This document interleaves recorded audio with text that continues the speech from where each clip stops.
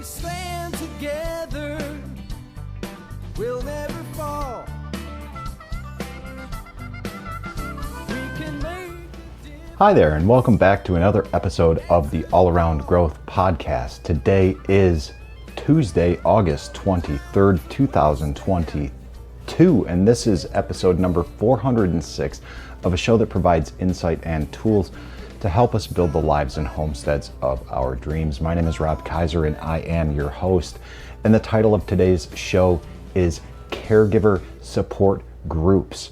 And the reason why we're talking about caregiver support groups is because this is a family-oriented episode, and the show consists of topics that routinely rotate through 7 different areas of our life. For those of you who are new to the show, and those areas are, in this particular order, financial, physical, personal development, family, spiritual, social, and career.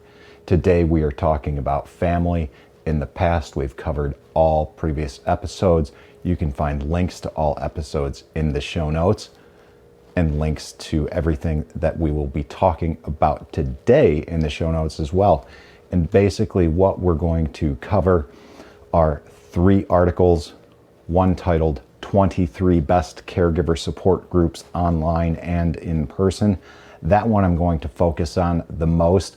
I will link to 2 other articles, one titled 7 Caregiver Support Groups of 2021 by Verywell Health, and also an article titled Aging Parent Support Groups, and that's from meetup.com.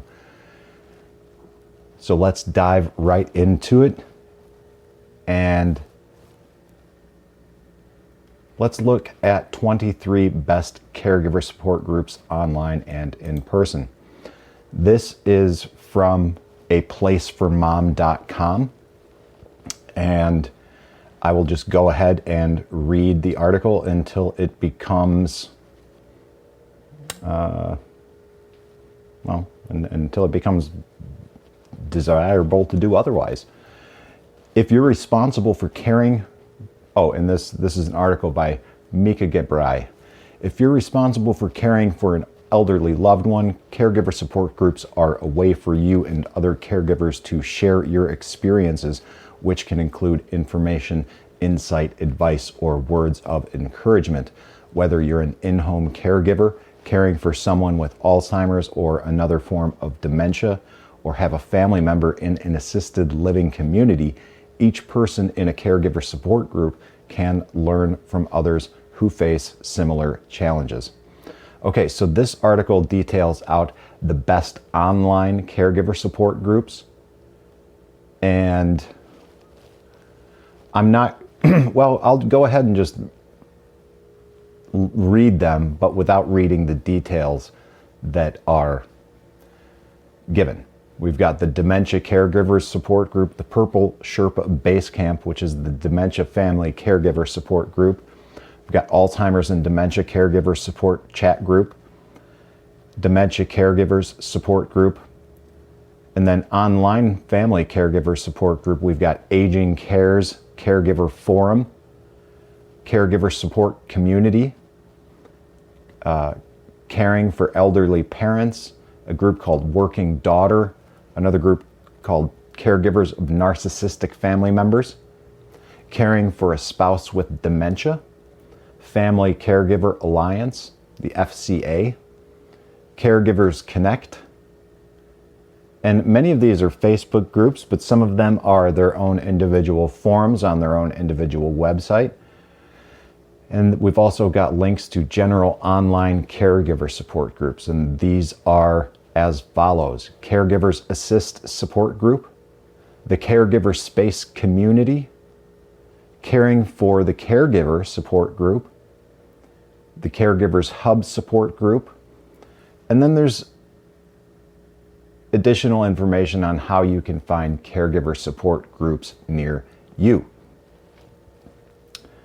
with links to in-person support groups such as the Alzheimer's Association, National Stroke Association, Parkinson's Foundation, American Cancer Society, and the VA caregiver support groups. We've also got a link to Mental Health America. And towards the end of the article, we've got some benefits of a caregiver support group.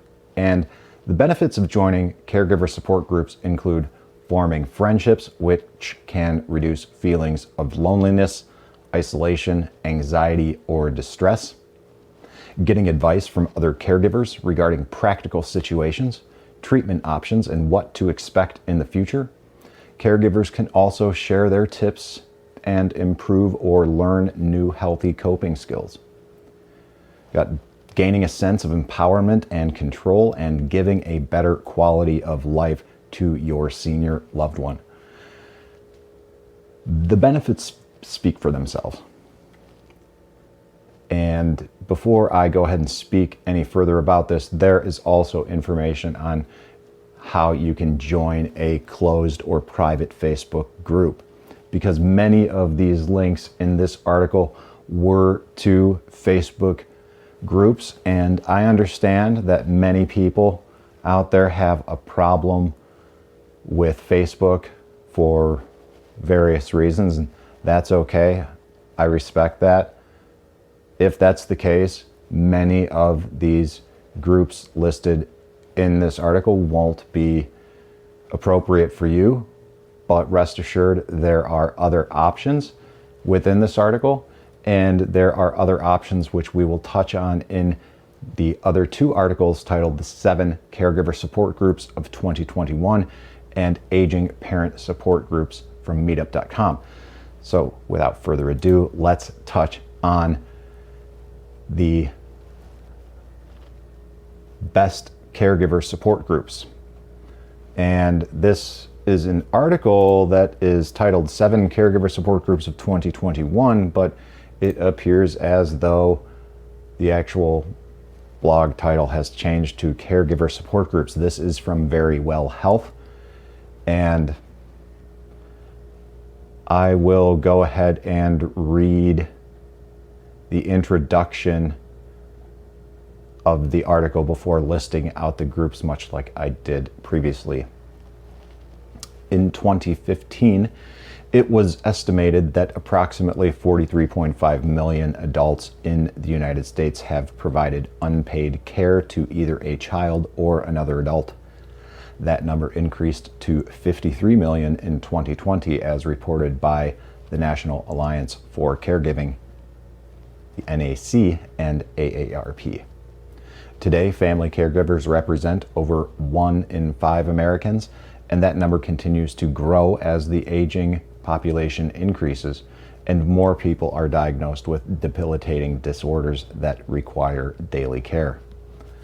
The 2020 report also revealed that caregivers are in worse health today than they were in 2015.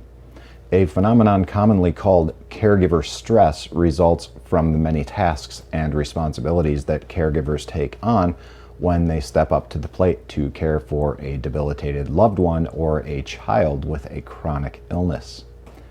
These statistics indicate that today there's more reason than ever for caregivers to be aware of the need for self-care. One factor found to improve the overall well-being of caregivers is the benefit of attending regular support group meetings. This article provides information on 7 caregiver support groups to help you find the one that's right for you. And that is, in a nutshell, why we are covering this topic. My parents are 70 and 76, and while they are still in fairly good shape, we are all aging, and there's going to come a time when I am going to need to provide more services in a caregiver role than I currently am. So I think it's important to be proactive and learn about this. And I agree with all of these reasons to be Not just to take care of myself, so that I can take care of my parents, better serve my community, and hopefully I'm being proactive in doing so will allow me to optimize the way in which I can serve my parents and the community as well.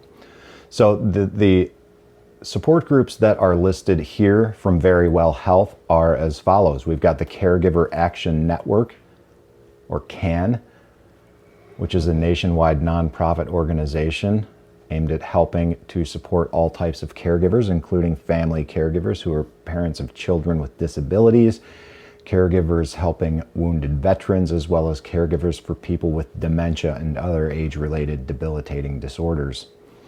We've got the Alzheimer's Foundation of America, the Alzheimer's Association. We've got a group called Working Daughter. And when a person takes on the many tasks of caregiving while holding down a part-time or full-time job, the juggling act can be a real challenge. Working Daughter is a website as well as an online Facebook-based support group for working daughters who are caring for their elderly parents or other care recipients. So if that sounds like something you would be interested in, check that out in this link from Verywell Health. We've also got the Family Caregiver Alliance, I'll previously mentioned before. We've got the Parent to Parent USA, which is a nonprofit organization that is aware of the unique challenges parents and guardians have when dealing with different types of disabilities. We've got the National Alliance for Mental Illness, otherwise known as NAMI. And there's also some frequently asked questions at the end of this article. What are caregiver support groups? Is a caregiver support group right for me? How are caregiver support groups structured? What do they cost? Do these groups accept insurance? And I'm not going to dive into all of that right now. But if you are interested in these questions, then check out the link in the show notes, which is from the article Verywell Health, titled Best Caregiver Support Groups. And finally, we've got something from meetup.com. And what I did to source articles for this show today was simply type in Aging Parents Support Group into my search engine of choice, which is Presearch. I'll link to what Presearch is in the show notes so you can learn more. But I typed in Aging Parents Support Group, and that gave me a list of articles. The third one was Aging Parent Support Groups from Meetup. Okay? So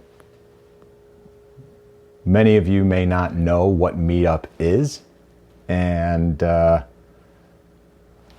think that that's, important. So what is Meetup?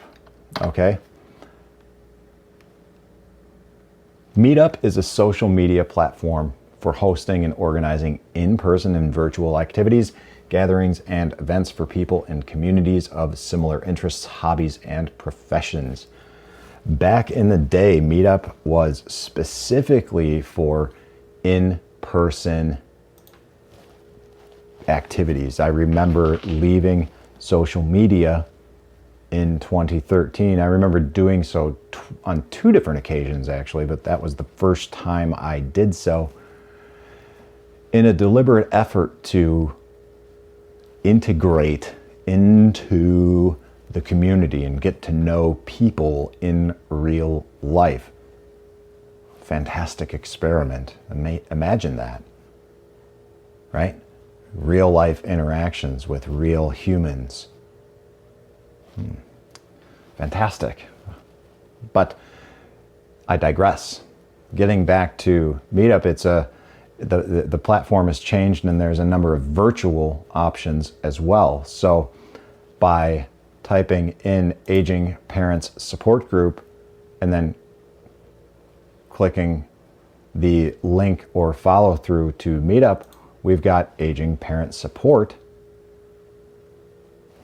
in basically home topics, aging parent support, and that takes us to worldwide meetups, which you can find the largest aging parent support groups, the newest aging parent support groups, and then you can search based on all of this for your location. Now, what's nice is if you click aging parent support in this, you will find a number of other related search topics that are suggested, such as adults taking care of aging parents, aging parent caretakers, family caregivers support, caregivers to seniors, senior and elder care, aging parents, caregiver, caring for caregivers, and caregiving for aging parents. So this gives you the ability to quickly navigate and find groups both in person and online that will allow you to connect with other people who are also in a similar position so that you can build your skill set, learn more, and share your experiences, much like I'm doing here on a singular level, and much like we are doing in the Telegram group with one another. But this is very specific to working as a caregiver. So if you're doing this as a profession, if you're not already doing something proactive to engage in self-care and learn how to better manage all of that, then this is worth checking out. And if you're like me, where being a caregiver is something that you aren't necessarily actively involved in at the moment, but you can see it in the forecast for the future, then you might want to consider checking out these 3 articles listed in the show notes. And I will also link to the farm and homestead where this podcast takes place from, which is York Meadow Farm. I live here with my parents, and it is my parents who I will likely be working as a caretaker for as time goes on. But the beauty of this situation is not only was I their child who they took care of at one point, but I also have a chronic neurological disorder known as epilepsy. And on many, many occasions over the years, I have been in a position, and they've been in a position where they've chosen to continue taking care of me when I was not really in the optimal position to do so for myself. So it's good to be at a point in life where I'm thinking about this in a proactive way instead of responding to, or God forbid, reacting to something that has happened. And the reason, in large part, I think I am being proactive about this and many other aspects of life, include, all of these 7 aspects really: physical, financial, personal development, family, spiritual, social, career, is on account of the 2022 goal setting workbook, which I learned about from Dan Miller, author of 48 Days to the Work and Life You Love. So I'm not going to talk too much about that, but I will link to it in the show notes so you can see what I'm talking about. There's nothing to purchase there with the goal setting workbook. It is a free download and definitely worth checking out. There's more episodes on that specifically in the past, which you can find in the show notes as well. So with that, guys, that's about it for today's show. I hope that you found this to be of value as you take care of your parents or have loved ones that are helping with that if you are not in a position to do so directly yourself. All right, guys, look forward to catching you tomorrow on Wednesday. This is Rob Kaiser, and thank you. and answers a few. People turn away, and I wonder why.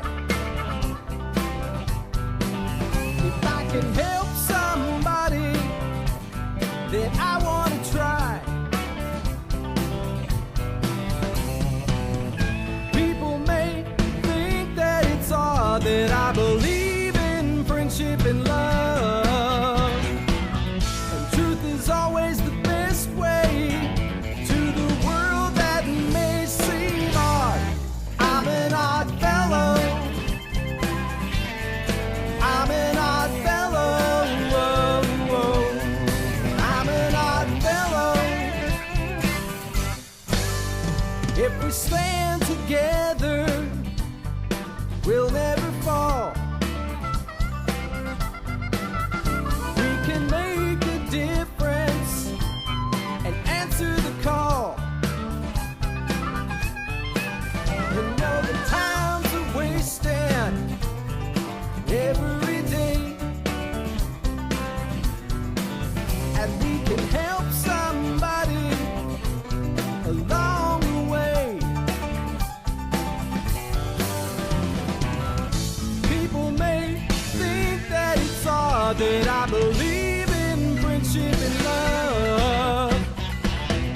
Truth is always the best way to the world that may seem odd. I'm an odd fellow. You're an odd fellow.